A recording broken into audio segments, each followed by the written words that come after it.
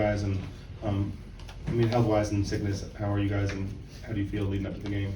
Sickness-wise, I think we're good. I haven't detected anybody, everybody's practiced. I don't think anybody's complained too much about being under the weather. So, knock on wood, anything can happen tomorrow, but I think health-wise, we're in good shape. One of the things TCU brings to the table is the transition offense. Just how do you prepare to defend against what they can do in the fast break? Well, we tried to prepare last year, and they ran us out of our own gym. So, it's a lot easier said than done on how many you get back and the points of emphasis that you put on it and things like that. But that is going to be a big key, is try to keep them in the half court offensively. And it's much easier said than done because they do play fast. Jamie's done an unbelievable job of having their mindset to play at a pace that is different than anybody we played at this year. And the other thing is Peavy, Miller, but primarily Peavy is about as good as I've seen, period, as far as getting a defensive rebound and in two steps be ahead of everybody else and creating numbers. He's really good at that.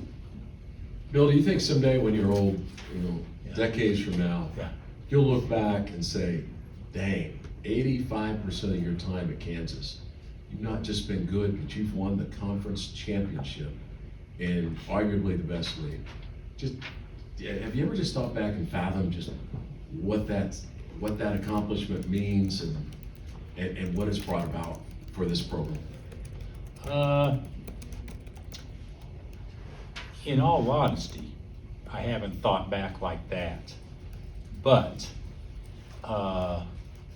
these guys winning or tying 17 out of 20 in a league like this probably will be something that none of us ever sees in our lifetime again.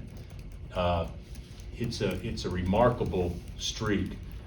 My dad, he didn't never say much, but he thought that was far more impressive than anything else that we've done or that this program has accomplished since we've been here, because it's over a 2.5 month period, not over a weekend.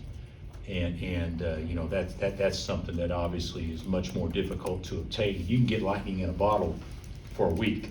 It's hard to keep it for 2.5 months. So it's a good run. It'll be as hard or harder to win it this year than it ever has been, just because of the competitive nature of our league. I mean, starting out with TCU, this team beat us 23 last year at home.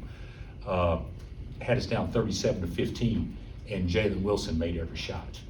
And we were still down 37-15. I think he ended up with like 32 or something. You look at our league, and obviously led by Houston and BYU and Iowa State and us and Oklahoma and Texas and Baylor and everybody else there. There's some, and I didn't mention everybody, but these are teams that are all ranked. This is going to be, I don't remember this many teams being this good in our league, but in the past, we played everybody twice, and so a lot of these good teams were only going to play once, even though I don't think anybody did us favors on the teams that we played twice. Iowa State's, 6 in the net. Houston is 1 in the net. Baylor is in top 15 in America. And then who else is the K-State and Oklahoma State. Yeah. So in K-State will always be a monster game both ways. But to win it this year will be more difficult than some other years, I feel.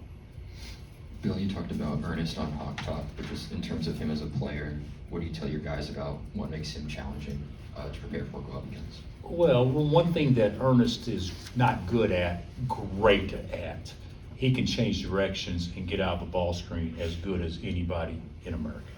He's great at it. He's great at it when he's with us too.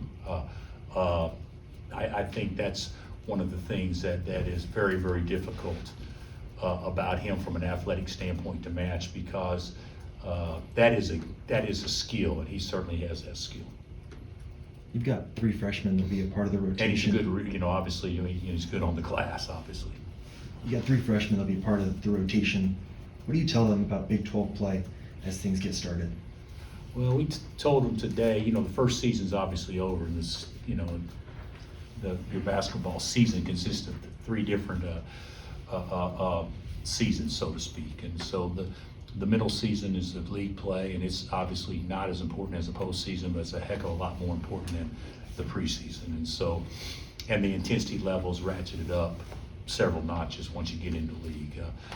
So they'll get a taste of it, obviously on Saturday, but very rarely do I think it's something that you can, we emphasize it, but I don't know if you can actually, get it till you've actually experienced it though. And Kevin said you brought up last year's TCU game here. Just what'd you tell the team about that game for the guys that weren't here last year? Well, we'll show them tape and all that stuff, but the bottom line is that I don't know the exact circumstances. You guys could look this up. I think TCU was coming off a loss that may have been, double figures. But you guys can look that up for me. And they come in here and they got us down 37-15. And that's with the game being tied 13 or 12-12.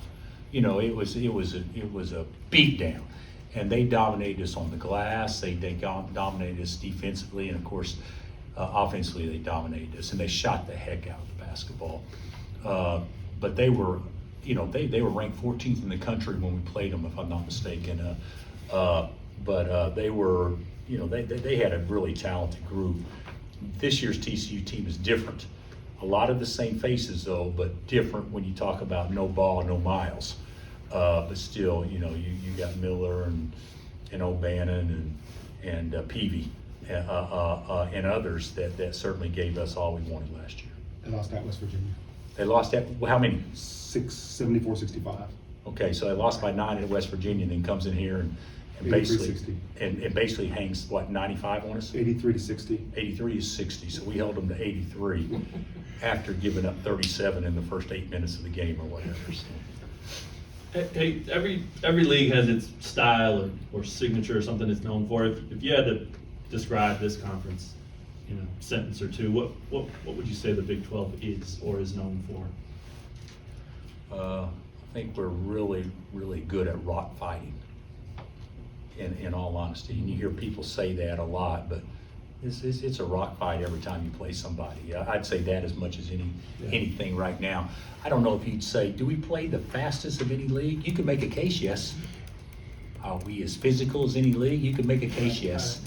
Are we as old as any league? You can make a definite case, yes. But I would say just fist fights, rock fights. And this might get to your point you were talking about as far as winning it this year and how it's going to be more difficult. The preseason poll had Oklahoma and BYU toward the bottom, 12 and 13. They're top 12 in the country right now. Yeah. I would assume those are the 2 most surprising teams to you so far. Is that fair to say? Yeah, I think that's fair to say. Yeah. Expectations certainly weren't to be, ranked like they are. But, obviously a tribute to the players and coaches. All leagues have somebody that always emerges, always, it seems like. But you look around America, I think we have as many pleasant surprises as we probably any league in the country. How's Johnny practice this week? He's done fine. Yeah, he's done fine. We were asked about our health earlier. He hasn't missed any reps or anything like that. He's done fine. Anything else? Thanks, Coach. Let's go. All right, guys.